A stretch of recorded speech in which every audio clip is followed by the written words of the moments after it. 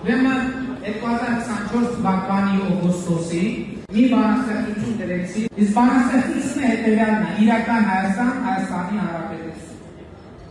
Մենք քեզ ուզում ենք տեսնել երջանիկ, բայց պիտի տեսնենք քեզ դրա համար։ Մեր հայացքները հեռու քեզանից հայրենիքներ են ընտրել անդադար։ Մենք ուզում ենք քեզ տեսնել երջանիկ, բայց պիտի տեսնենք Հայաստանն ես իսկ,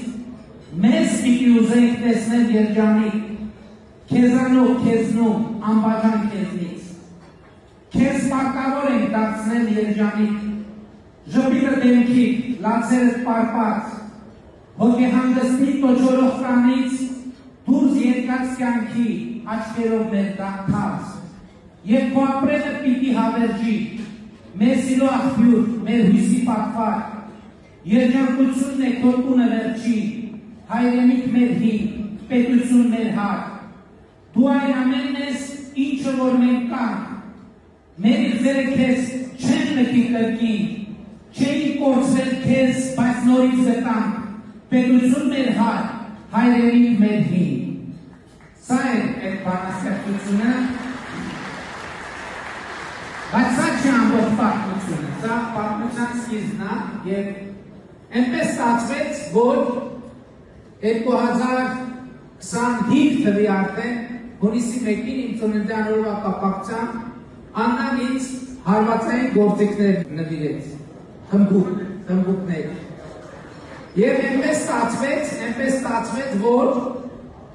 ես սկսեցի տենց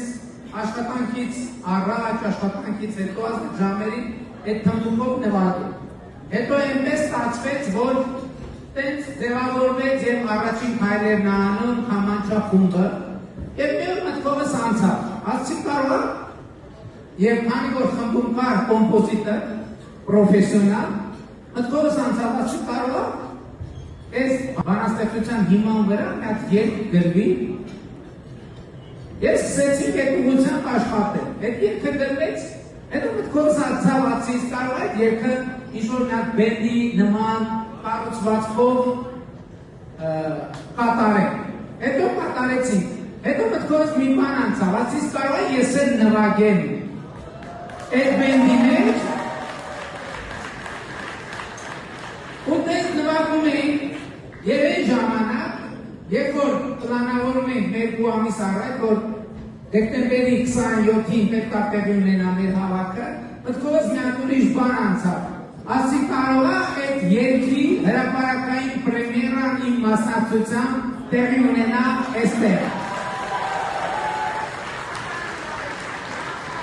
Հրավիրեմ մեր գործընկերներին և հիմա կփորձենք,